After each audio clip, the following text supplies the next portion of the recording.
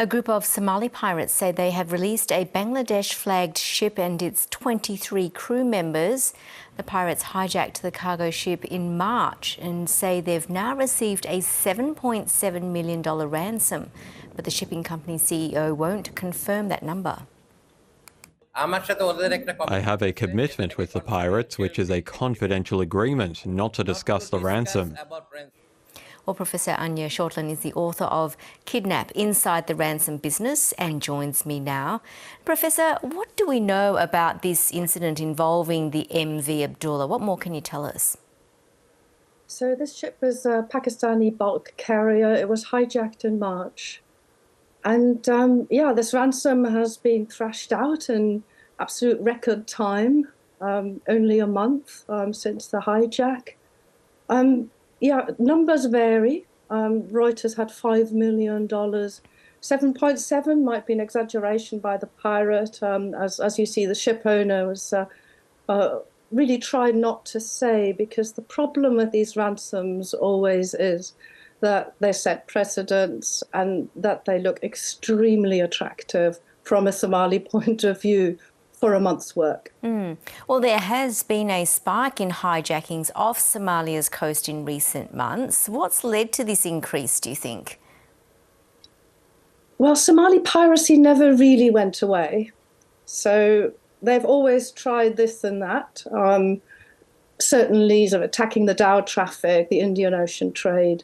They have stayed away from international shipping largely, though every year they've tried one or two things to see whether the alertness level is still there. What happened, of course, this year is that the remaining naval, the naval ships that were around, Navy ships that were around to protect ships against Somali piracy have been moved to the Red Sea towards Yemen, leaving the field wide open for Somali pirates to be a little bit more active.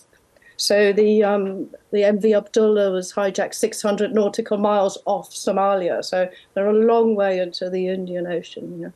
Are particular ships and crews being targeted, and how are these attacks being carried out?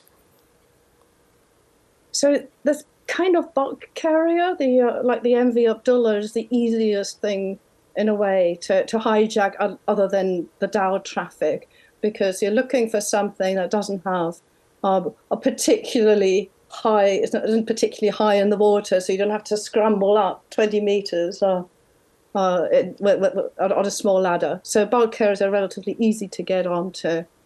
And they're slow.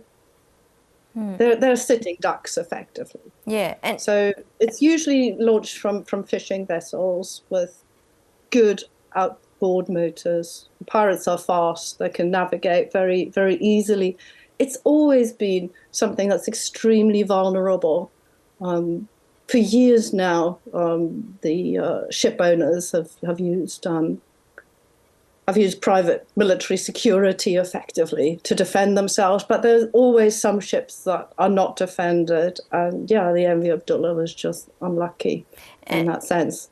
Are many hijacks settled with a ransom being paid? What other options do those being hijacked have? No, it hasn't been done since 2013. So we've had a really long lull. The Dow traffic, yes, maybe small ransoms were paid, but this is the first commercial ship that's been taken since 2012. And it sets a really, really unfortunate precedent. It's a lot of money. It might not feel like a lot of money to you for that kind of ship, but we're talking, they said there were 65 pirates that were there when the ransom was divided. You'd say, well, would you risk your life for $80,000? Yes, perhaps. If GDP per capita is $600, that's nearly 130 times annual per capita GDP. So in Australian terms, that would be in the region of $8.5 million for a month's work. That's kind of worth thinking about, isn't it? Yeah. So it's a very unfortunate precedent. What has the international reaction been to these recent hijacks? Well, it's only the one so far.